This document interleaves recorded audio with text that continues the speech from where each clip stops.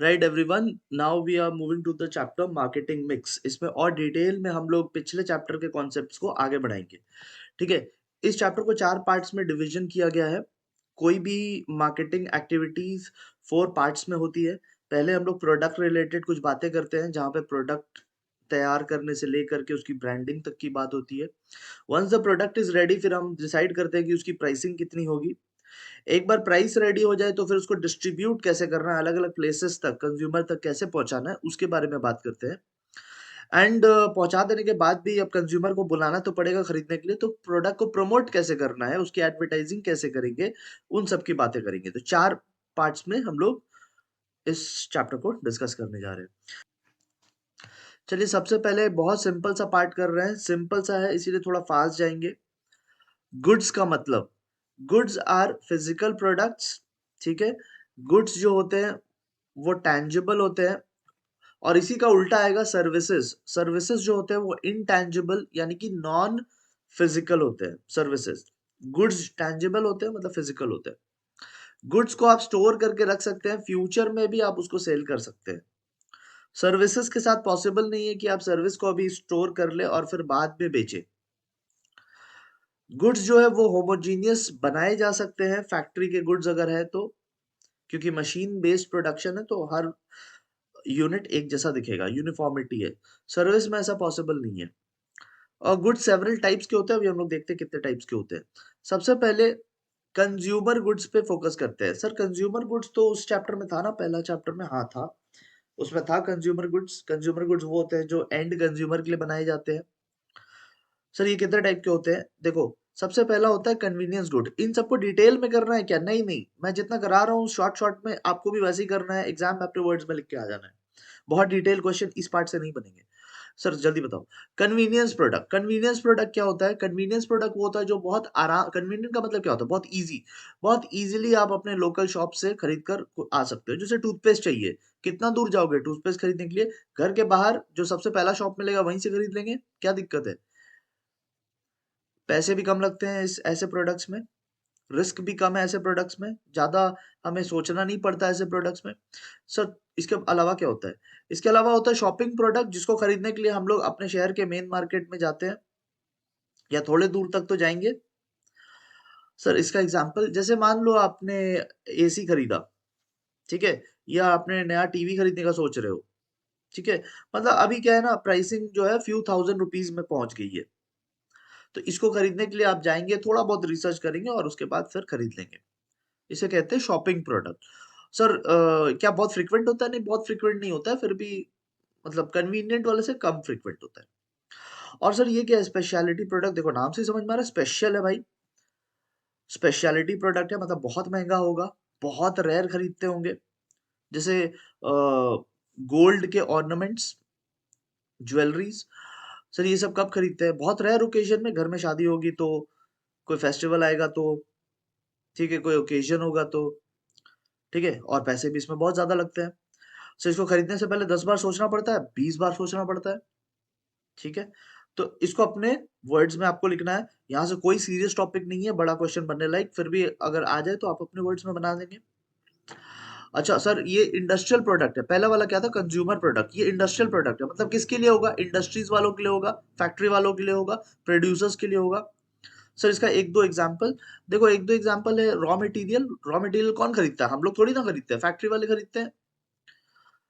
और sir operating supplies, ये देखो, ये जो छोटे छोटे पार्ट्स होते हैं ना, nut bolt, nail, paints, oil, paper clips, ये सब जो छोटे छोटे पार्ट्स होते हैं इनको बोलते हैं ऑपरेटिंग सरप्लस। सर और याद करना होगा, और करने की जरूरत नहीं है, सीधा इसमें आ जाओ। मेन फीचर्स क्या है? फीचर्स भी आप दो ही याद करना है इंडस्ट्रियल प्रोडक्ट्स के, बहुत ज्यादा नहीं। अगर पहले याद कर रखा है तो वेरी गुड। मैं अभी के लिए बोल रहा हूँ, जो जिन लोगों का मतलब पहले से याद नहीं है तो दो करके भी पार कर सकते हो। ठीक है। मेन फीचर कौन खरीदता है?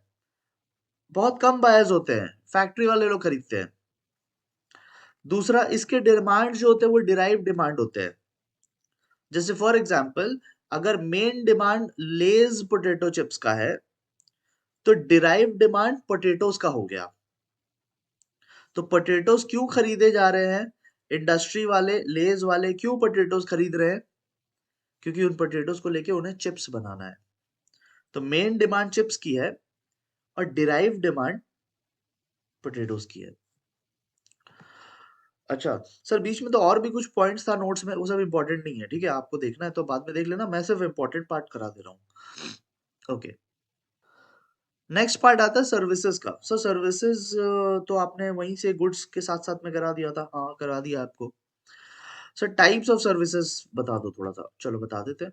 सबसे पहला टाइप्स आता है पर्सनल सर्विस। पर्सनल सर्विस होता है जहाँ पे एक पर्सन की इन्वॉल्वमेंट होती है। जैसे नर्स, ठीक है? पेशेंट ने नर्स का हेल्प लिया, तो nurse is one person. Person की जब ज़रूरत पड़ती है हमें, उनके सेवा की जब ज़रूरत पड़ती है, तो उसे हम कहते हैं पर्सनल सर्विस। फिर आता है फाइनेंशियल सर्विस। फाइनेंशियल सर्विस मतलब जब पैसों से रिलेटेड सर्विस, जैसे बैंकिंग, तो उसे हम कहते हैं financial service. Courier service, courier service जब गुड्स हमें वन प्लेस टू अनदर पहुँचाना होता है, तो उसमें हम लोग कुरियर सर्विस की हेल्प लेते हैं। एंड प्रोफेशनल सर्विस, जब हम किसी प्रोफेशनल की हेल्प लेते हैं, जैसे लॉयर्स की हेल्प लेते हैं, सीएस की हेल्प लेते हैं, कंपनी सेक्रेटरीज की हेल्प लेते हैं, तो उसे हम कहते हैं प्रोफेशनल सर्विस। अच्छा सर, ये क्या है? ये देखो, ये है ना ब्रांडिंग है। तो ब्रांडिंग मतलब अभी हम लोग प्रोडक्ट मिक्स में आ गए, ठीक है? Now we are in product mix. Sir branding का मतलब क्या होता है? देखो, ब्रांडिंग का मतलब होता है आप अपने आप को कैसे दूसरों से अलग करते हैं। जैसे मेरा देखो, और भी टीचर्स है ना यूट्यूब पे, तो मेरा दूसरों से अलग होने का क्या तरीका है? अपना अलग नाम रखना, ठीक है? मैं वही नाम नहीं रख रहा जो और यूट्यूबर्स रख रहे हैं। मेरा लोगो अलग है, मैं वही लोगो नहीं यूज़ कर रहा जो बाकी लोग यूज़ कर रहे हैं। तो अपने आप को आप डिफरेंशिएट कैसे करते हैं दूसरों से, उसे हम कहते हैं ब्रांडिंग करना। ब्रांडिंग मतलब सिंपली अपने आप को भीड़ से अलग करना। That is called branding. बहुत बच्चों की माइंड में गलत माइंडसेट बनी हुई है ब्रांडिंग को लेके। उनको लगता है ब्रांडिंग का मतलब है अपने आप को प्रमोट करना। प्रमोट करना इज़ नॉट ब्रांडिंग, ठीक है? बहुत लोग बोलते हैं अपने आप को ब्रांडिंग कर रहा है, अपने आप को प्रमोट कर रहा है। ना, ना, ना, ना, ना। प्रमोट करना इज़ नॉट ब्रांडिंग। अपने आप को दूसरों से अलग दिखाना। नेम अलग रख लो, लोगो अलग रख लो, कलर अलग रख लो, दैट इज़ ब्रांडिंग। अच्छा, सर इसका मार्केटर्स को क्या फ़ायदा मिलेगा? मार्केटर्स को फ़ायदा मिलेगा ना, प्रोडक्ट डिफरेंशिएशन हो जाएगा, ठीक है? कस्टमर आराम से पहचान पाएँगे, ठीक है? अगर रेप्यूटेड ब्रांड्स है, तो कस्टमर मिक्स अप नहीं हो जाएँगे, कस्टमर कन्फ्यूज़्ड नहीं हो जाएँगे, बिकॉज़ ब्रांड डिफरेंशिएट कर देता है, बाकी लोगों से अलग कर देता है, तो कस्टमर को ईज़ी होता है। तो बेसिकली मार्केटर्स को या सेलर्स को कस्टमर्स पाने में ईज़ी हो जाएगा। It facilitates advertising also. देखो, अगर आपका नाम, लोगो या कलर ये सब अट्रैक्टिव है, देखो ये कितना अट्रैक्टिव लोगो है ना? है कि नहीं? तो ये एडवर्टाइजिंग करने में भी हेल्प करता है, ठीक है? अगर अच्छा नाम रहेगा, जैसे कैडबरी का जो कलर है, कलर भी उसकी ब्रांड है, पर्पल कलर में बेचता है ना, तो दूर से ही बच्चों को अट्रैक्ट कर लेता है वो, ठीक है? डिफरेंशियल प्राइसिंग रख सकते हैं। डिफरेंशियल प्राइसिंग यानी कि एक ही प्रोडक्ट को अगर कोई और बेचे तो वो कम प्राइस में बेचेगा, बट क्योंकि हमारे ब्रांड है, हम लोग दूसरों से अलग है, तो हम लोग हायर प्राइसिंग भी चार्ज कर सकते हैं। फिर आता है लोअर सेलिंग कॉस्ट। देखो, जो ब्रांडेड प्रोडक्ट्स है वो इजीली बिक जाते हैं, तो डीलर्स जो है ना वो ये बेचने में ज्यादा इंटरेस्टेड रहते हैं, तो कम मार्जिन पे भी काम हो जाती है, कम खर्चों में भी काम हो जाता है। तो इस तरीके से branding reduces cost.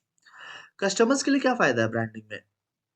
Customers identify कर लेता है। आप देखो, आप जब चैनल सर्च करते हैं तो लोगों से आइडेंटिफाई कर लेते हैं या नाम से आइडेंटिफाई कर लेते हैं। तो कस्टमर को भीड़ में अगर किसी एक को तराशना है, तो कैसे तराशेगा? उसके नाम से, उसके कलर से, उसके लोगो से। It ensures quality. देखो, जिसका जिसको अपने प्रोडक्ट पे यकीन नहीं होता, वो ब्रांडिंग नहीं करते। वो चाहते हैं कि भीड़ में ही प्रोडक्ट बिक जाए। जिनको अपने प्रोडक्ट में यकीन होता है, जो अच्छे प्रोडक्ट्स बनाते हैं, वो ज़रूर अपने आप को डिफरेंशिएट करेंगे, ठीक है? एंड स्टेटस सिंबल भी होता है। जो लोग ब्रांड आप देखो, जो लोग मार्केट में या आपके सोसाइटी में जो ब्रांडेड कपड़े पहनते हैं, तो कैसा बिहेव करते हैं कि अरे मेरा जूता ब्रांडेड है, मेरे तो जीन्स ब्रांडेड है, मेरे टी-शर्ट्स ब्रांडेड है, मैंने फ़ोन बहुत बड़े ब्रांड का लिया है। तो ये स्टेटस दिखाने में हेल्प करता है, मतलब अपना सोसाइटी में रौब दिखाने में हेल्प करता है। सो इसके कुछ फीचर्स हैं कि हाँ देखो, ब्रांड सबसे पहली बात ना एकदम शॉर्ट एंड सिंपल नाम होना चाहिए। जैसे आप देख लो मेरा नाम 3 लेटर का 3 वर्ड्स का ये नाम है, ठीक है?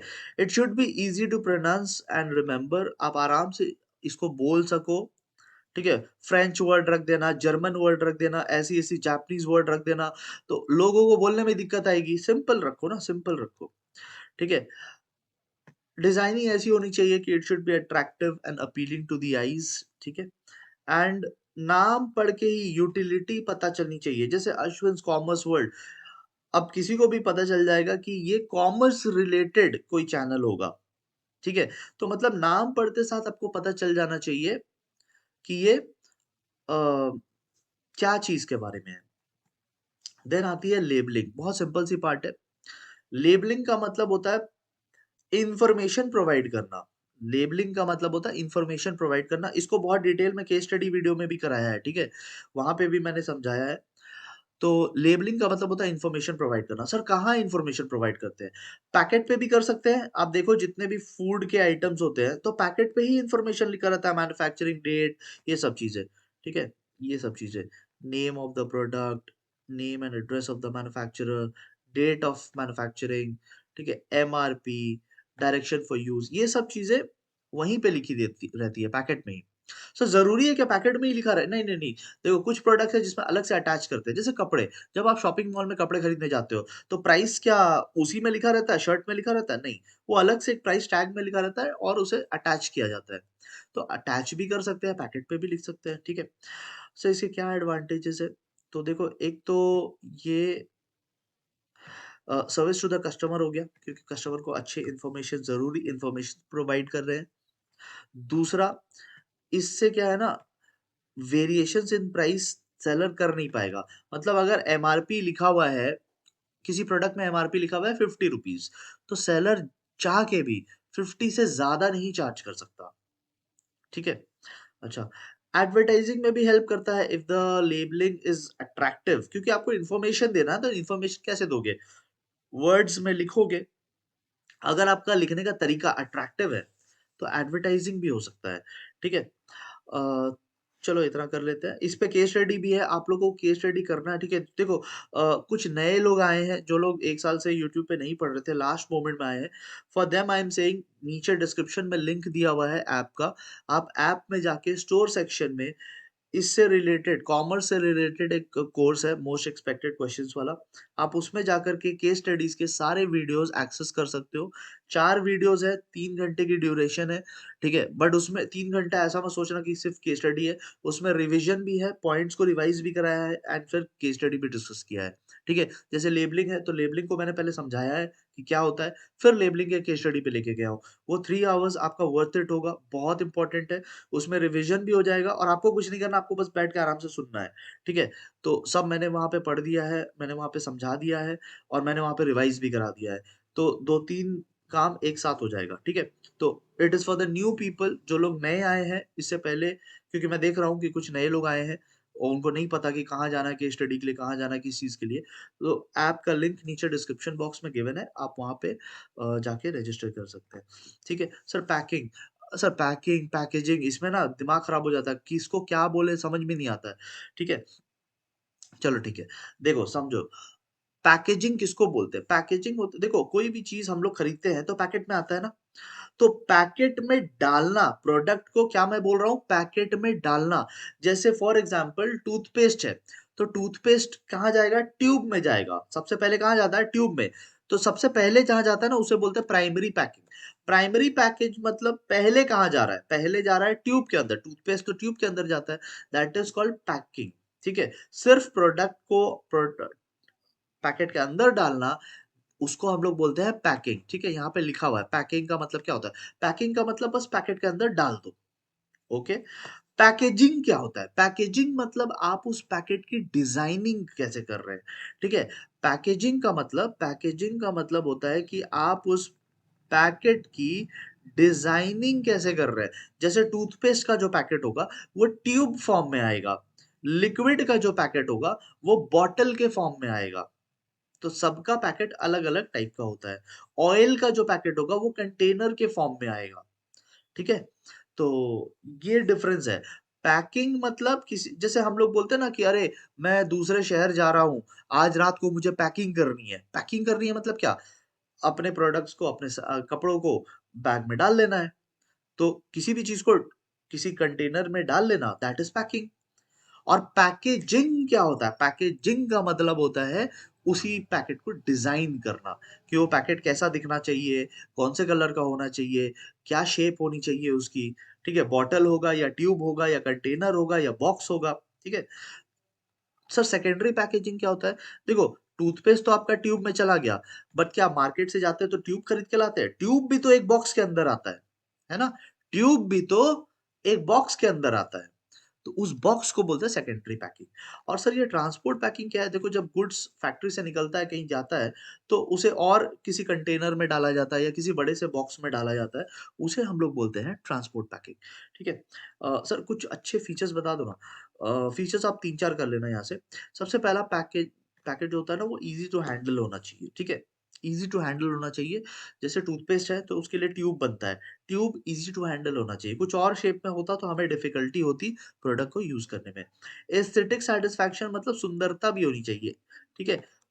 तो लोगों को अगर अट्रैक्ट करना है, अगर एडवर्टाइज़मेंट भी करनी है, तो थोड़ी सुंदर, मतलब दिखने में अच्छा होना चाहिए वो। ठीक है? हाँ, ये बहुत इम्पोर्टेंट है कि मेन फीचर क्या है उसका, प्रोडक्ट को प्रोटेक्ट करना। प्रोडक्ट को प्रोटेक्ट करना, ये मेन फीचर है उसका। और अगर आप उस पैकेट में कुछ स्टोरी बता रहे हैं, तो मेक श्योर कि आप झूठ ना बोले, वहाँ पे true story about the product बताएँ आप।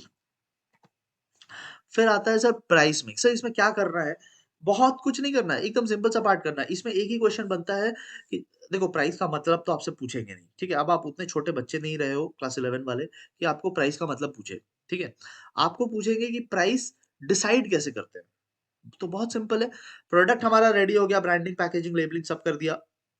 अच्छा, ब्रांडिंग में एक और चीज़ याद रखना, ब्रांडिंग मतलब अपने नाम को अलग रख लेना। जैसे मेरा जो क्लास है, तो वो बाकी लोग से मैं कैसे अलग करता हूँ? अपना नाम अलग करके, अपना लोगो अलग करके। अब अगर मैं इस नाम को रजिस्टर करा लेता हूँ या मैं इस लोगो को रजिस्टर करा लेता हूँ कि यार ये नाम कोई और ना यूज़ करे, ये लोगो कोई और ना यूज़ करे, तो उसे फिर हम क्या कहते हैं? ट्रेडमार्क कहते हैं, ठीक है? उसे हम कहते हैं ट्रेडमार्क। ओके।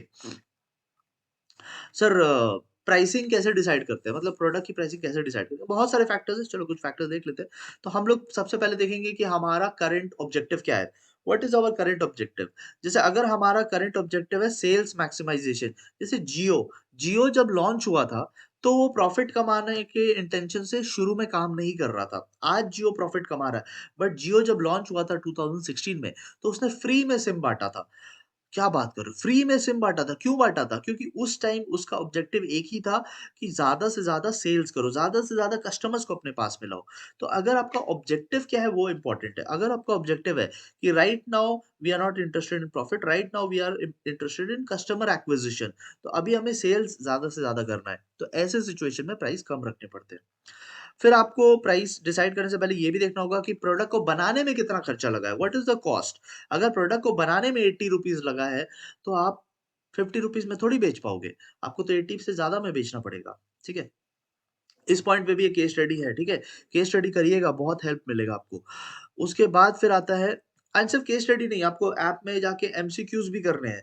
एमसीक्यूज़ मैंने कम करके 100 कर दिया है और वो करने में आपको हार्डली 20 टू 30 मिनट्स लगेगा, हार्डली, ठीक है? और इमीडिएट आपका रिज़ल्ट आ जाएगा। आप देख लो आपका कहाँ-कहाँ मिस्टेक होता है और उस मिस्टेक वाले पार्ट को आप फिर से पढ़ाई करके अपना मतलब सुधार लो, ठीक है? तो एमसीक्यूज़ भी करना, ठीक है? एक केस स्टडी का वीडियो करो, 1 घंटे का वीडियो है ऑलमोस्ट, 50 मिनट का वीडियो है। वो वीडियो हो जाने के बाद आपका केस स्टडी भी हो गया, रिवीजन भी हो गया। नाउ आप एमसीक्यू अटेम्प्ट कर लो, ठीक है? 5 सेट है एमसीक्यू के, कोई 1 सेट अटेम्प्ट कर लो। देखो उसमें आप कितना सही कर रहे हैं। सही वाले को छोड़ दो, गलत कहाँ कर रहे हो, उसको देखो। गलत जहाँ-जहाँ पे हो रहा है, तो उस पार्ट को आप तुरंत के तुरंत लर्न करके अपना गैप्स को फिल अप कीजिए, ठीक है? सर वापस आते हैं इस पे, चलो। तो कस्टमर डिमांड, हाँ, प्राइस डिसाइड करने से पहले आपको ये भी देखना है कि कस्टमर के कितने डिमांड्स हैं। जब कस्टमर के डिमांड बहुत ज़्यादा होते हैं, ठीक है? क्या बोला मैंने? जब कस्टमर के डिमांड बहुत ज़्यादा होते हैं, so we can charge higher prices. But जब कस्टमर के डिमांड कम होते हैं, तो कस्टमर को लाने के लिए हमें डिस्काउंट देना पड़ता है। फिर हमें ये भी देखना है कि कॉम्पिटिशन कितना ज़्यादा है, ठीक है? अगर हम फ्यू सेलर्स वाले मार्केट में हैं, तो हम लोग ज़्यादा चार्जेस कर सकते हैं, ठीक है? बट अगर बहुत ज़्यादा सेलर्स हैं, तो फिर हमें अपना प्राइसिंग लो रखना पड़ता है। फिर हमें अपना प्राइसिंग को कॉम्पिटिटर के भी प्राइस से मैच कराना पड़ता है। हमें देखना पड़ आप देखो ना, कोका कोला एंड पेप्सी, अगर एक ने ₹10 का बॉटल लाया तो दूसरा भी ₹10 का बॉटल लाएगा। एक ने 20 का बॉटल लाया तो दूसरा भी 20 का लाएगा। एक ने 40 का प्रोडक्ट लाया तो दूसरा भी, मतलब मैच कराना पड़ता है कभी-कभी आपको कॉम्पिटिशन में, ठीक है? एंड लास्टली हम लोग क्वालिटी भी देखते हैं कि अगर क्वालिटी बहुत अच्छा है तो हम लोग प्राइसिंग हायर चार्ज कर सकते हैं। अच्छा सर, ये क्या प्राइस हो गया सर? हाँ, हो गया। प्राइस में बस उतना ही था, ठीक है? अच्छा, अब ये क्या है, अब देखो अब हम लोग प्लेस पे जा रहे हैं। अब क्या है ना, प्रोड्यूसर के प्लेस से कंज्यूमर के प्लेस तक हमें जाना है। तो सर कितने रास्ते हैं जाने के? देखो 4 रास्ते हैं। पहला वाला जो है वो है डायरेक्ट रास्ता, मतलब जहाँ प्रोड्यूसर सीधे कंज्यूमर को सेल करता है, बीच में और कोई नहीं आता है, डायरेक्ट सेलिंग होती है, ठीक है? आजकल बहुत सारे बिज़नेस ऐसे हैं जो खुद ही प्रोडक्ट बनाते हैं, खुद ही अपने वेबसाइट भी बनाते हैं और कस्टमर जाके वेबसाइट में ऑर्डर प्लेस करता है और खुद ही डिलीवर कर देते हैं। They don't use any retailer, wholesaler, इस सब के चक्कर में ही नहीं फँसते हैं, ठीक है? तो अभी आपने अगर शार्क टैंक देखा होगा तो शार्क टैंक में एक वो आया था, रिसेंट एपिसोड में एक परफ्यूम सेलर आया था, आदिल कादरी, ठीक है? तो आदिल कादरी का क्या है, वो खुद ही परफ्यूम बनाता है, खुद ही वेबसाइट भी है और उनका डिलीवरी सिस्टम भी खुद का है, ठीक है? तो दे डोंट डिपेंड, अभी अभी शायद रिटेलर भी उन्होंने अरेंज कर लिया है, बट मोस्टली वो डायरेक्ट सेलिंग पे ही विश्वास रखते हैं, ठीक है? अच्छा चलो, सेकंड क्या होता है? सेकंड होता है जब आप एक जन को बीच में लाते हैं, रिटेलर को बीच में लाते हैं, ठीक है?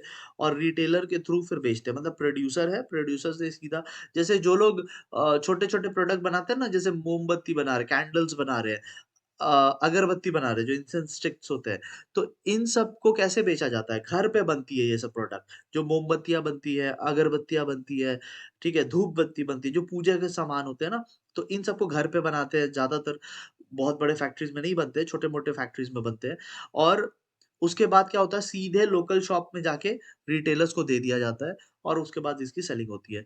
Most common one is this one, wholesaler to retailer and then to consumer, इसमें 2 लोग बीच में आए एंड लास्ट आता है एजेंट्स के थ्रू भी होता है।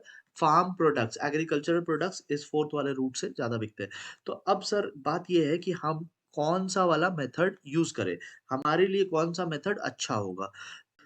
तो चलिए कुछ फीचर्स देख लेते हैं। सबसे पहला आता है यूनिट वैल्यू। यूनिट वैल्यू मतलब प्रोडक्ट की क्या वैल्यू है? प्रोडक्ट बहुत कॉस्टली है क्या? अगर बहुत कॉस्टली है ना, तो बीच में फिर ज़्यादा मिडलमैन को मत लाओ, क्योंकि और कॉस्ट बढ़ जाएगा, वो भी अपना कमीशन ऐड कर देंगे। तो अगर प्रोडक्ट ऑलरेडी कॉस्टली है, तो आप डायरेक्ट सेलिंग कीजिए। उसके बाद आप देखो कि प्रोडक्ट की लाइफ कितनी बड़ी है, मतलब पेरिशेबिलिटी, लाइफ कितनी लॉन्ग है प्रोडक्ट की। अगर लाइफ बहुत लॉन्ग है, जैसे फर्नीचर है, तो आप उसको लॉन्ग रूट से बेचो, कोई दिक्कत नहीं है। लेकिन अगर लाइफ शॉर्ट है, तो फिर आपको रूट भी शॉर्ट लेना पड़ेगा, ठीक है? फिर आप देखो कि प्रोडक्ट की वेट कितनी है। अगर बहुत ज़्यादा बल्की प्रोडक्ट है, तो उतना ज़्यादा ट्रांसपोर्टेशन में टाइम नहीं वेस्ट कर सकते कि पहले उसके पास भेजो, फिर वो किसी और के पास भेजेगा, फिर वो कस्टमर के पास भेजेगा। इतना ज़्यादा ट्रांसपोर्टेशन नहीं कर सकते because product is very bulky bulky, तो हमें कॉस्ट बहुत लग जाएगा, ठीक है? तो तीनों में अगर पहला बात बात था, अगर कॉस्टली प्रोडक्ट है, तो शॉर्टर रूट यूज़ कीजिए। प्रोडक्ट की लाइफ शॉर्ट है, तो आप शॉर्टर रूट यूज़ कीजिए। प्रोडक्ट बहुत बल्की है, तो आप शॉर्टर रूट यूज़ कीजिए, ठीक है? फिर हम लोग आ जाते हैं मार्केट रिलेटेड फंक्शन में। सबसे पहला इसमें आता है nature of the market. Market क्या किस नेचर का है, ठीक है? देखो अगर आप कंज्यूमर प्रोडक्ट बेच रहे हैं, ठीक है? तो कंज्यूमर प्रोडक्ट बेच रहे हो ना, तो लॉन्ग रूट से बेचना पड़ता है। जैसे होलसेलर, रिटेलर, इतने लोग तो आएँगे ही बीच में, मोस्ट ऑफ द टाइम। लेकिन अगर आप इंडस्ट्रियल प्रोडक्ट बेच रहे हैं, अगर आप मशीन बेचते हैं, तो मशीन ऐसे नहीं बिकता। होलसेलर, रिटेलर और फिर शॉप से जाके नहीं खरीदते। मशीन क्या है ना, डायरेक्ट सेलिंग होती है, ठीक है? एक प्रोड्यूसर दूसरे प्रोड्यूसर को मशीन डायरेक्टली बेच देता है, मतलब शॉर्ट रूट से बेचता है। फिर आप देखो कि साइज़ ऑफ द मार्केट कितना है। अगर आपका मार्केट का साइज़ ही बहुत छोटा है, मतलब कंज़्यूमर्स जो है ना आपके बहुत लोकल है, तो फिर क्या लॉन्ग रूट में जाना, फिर सीधा डायरेक्ट बेचो। और आपको फिर ज्योग्राफिकल सिचुएशंस भी देखना है, ठीक है? ज्योग्राफिकल सिचुएशंस भी देखना है कि आपकी जो मतलब बिज़नेस है, वो कितने दूर-दूर तक फैली हुई है। अगर आप पूरा इंटरनेशनल मार्केट तक फैले हुए हो, you need lot of people, agents, wholesaler, retailer सब लगेगा। बट अगर आप लोकल लेवल पे बेच रहे हैं, तो फिर आप डायरेक्ट सेलिंग कर सकते हैं। फिर आपको नेक्स्ट वाले में ये भी देखना है कंपनी रिलेटेड फीचर्स। सर इसको क्या टॉपिक वाइज़ याद करना हाँ, टॉपिक वाइज़ याद करना पड़ेगा। और कोई उपाय नहीं है, वो तो आप करेंगे अभी पॉज़ करके। कंपनी रिलेटेड फीचर्स, कंपनी के कुछ पॉइंट ऑफ व्यू से सोचते हैं। देखो, कंपनी में अगर फाइनेंशियल स्ट्रेंथ है, कंपनी में अगर दम है, तो कंपनी अपना ही रूट बना सकती है। They don't need retailers, they don't need agents, they don't need wholesalers, direct selling कर देंगे। ठीक है? कंपनी कितना कंट्रोल रखना चाहती है? Because once you sell the product to the wholesaler or to the agent, तो आपके पास से तो कंट्रोल गया। तो अगर आप कंट्रोल रखना चाहते हैं, तो आप डायरेक्ट रूट को प्रेफ़र कीजिए। और ये भी देखना है कि वॉल्यूम ऑफ आउटपुट कितना ज़्यादा है। वॉल्यूम मैंने पिछले वीडियोज़ में भी आपको बताया था, वॉल्यूम मतलब क्वांटिटी कितना ज़्यादा है। देखो अगर क्वांटिटी बहुत ज़्यादा है ना, तो फिर आप रिस्क मत लो। आप अपने कंट्रोल में रखिए और डायरेक्ट सेलिंग कीजिए। फिर आता है middleman related features. Middleman related features, middleman किनको बोलते हैं? ये जो बीच में है ना, प्रोड्यूसर और कंज्यूमर के बीच में है, इन लोगों को बोलते हैं मिडलमैन। ये सब है मिडलमैन। तो मिडलमैन रिलेटेड फीचर्स एक बार हम लोग देख लेते हैं। सबसे पहले बिफोर यू डिसाइड कि आपको कितने मिडलमैन चाहिए, सिर्फ रिटेलर से काम चलेगा या रिटेलर होलसेलर भी चाहिए, बिफोर यू डिसाइड दैट, पहले ये तो देखो कि अवेलेबल है कि नहीं वो लोग। फिर ये तो देखो कि उनका क्या एटीट्यूड है। अगर वही रिफ्यूज कर दे आपको, तो फिर तो आपको डायरेक्ट में ही जाना पड़ेगा, ठीक है? फिर ये भी देखिए कि वो सर्विसेज़ क्या-क्या दे रहे हैं, सिर्फ़ ट्रांसपोर्टेशन कर रहे हैं या इंश्योरेंस भी करवा के दे रहे हैं, रिस्पॉन्सिबिलिटी भी ले रहे हैं, थोड़ा एडवर्टाइज़मेंट भी कर दें। तो देखो क्या-क्या फीचर्स दे रहे हैं वो लोग, ठीक है? एंड देन डिसाइड कि आपको उनके साथ जाना है या अपना डायरेक्ट सेलिंग करना है।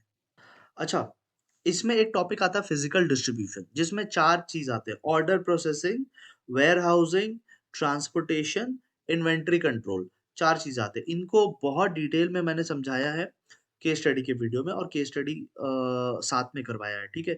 तो इस टॉपिक से आई एक्सपेक्ट कि केस स्टडी आना चाहिए। अगर ये टॉपिक आता है तो इस टॉपिक से अब डायरेक्ट क्वेश्चन बनने लायक नहीं है।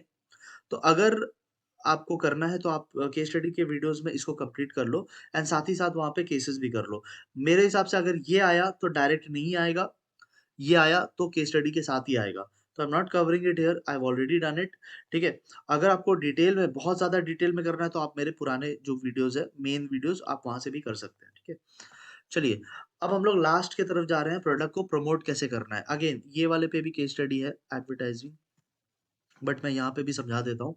एडवर्टाइजिंग क्या है? मास फॉर्म ऑफ कम्युनिकेशन है, पेड फॉर्म ऑफ कम्युनिकेशन है, आइडेंटिफाइड स्पॉन्सर होता है, मैंने आपको पता होता है कि कौन कर रहा है। चलिए जल्दी से इसके फीचर्स देख लेते हैं। तो वही सब बात है, पेड फॉर्म ऑफ कम्युनिकेशन है, पैसे लगते हैं एडवर्टाइजमेंट में। नॉन पर्सनल है, नॉन पर्सनल मतलब वन ऑन वन बातें नहीं हो रही है। टीवी पे ऐड आया, एक बार में मिलियंस ऑफ लोगों ने देख लिया। न्यूज़पेपर में ऐड आया, एक बार में लैक्स ऑफ लोगों ने देख लिया। तो इसे हम कहते हैं non personal. One on one कोई बात नहीं हो रही, पर्सनल कोई बात नहीं हो रही है। आइडेंटिफाइड स्पॉन्सर है, मतलब कौन करवा रहा है ऐड, ये आपको पता होता है।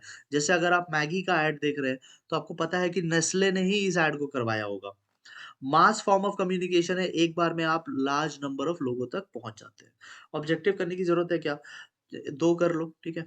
न्यू प्रोडक्ट को इंट्रोड्यूस करने में हेल्प करता है, और लॉयल्टी बनाता है। लॉयल्टी कब बनता है? जब कस्टमर बार-बार हमसे खरीदे। तो बार-बार कब खरीदेंगे? जब हम लोग एडवर्टाइज़मेंट करके कस्टमर को याद दिलाएँगे कि देखो हम एक्जिस्ट करते हैं, ठीक है?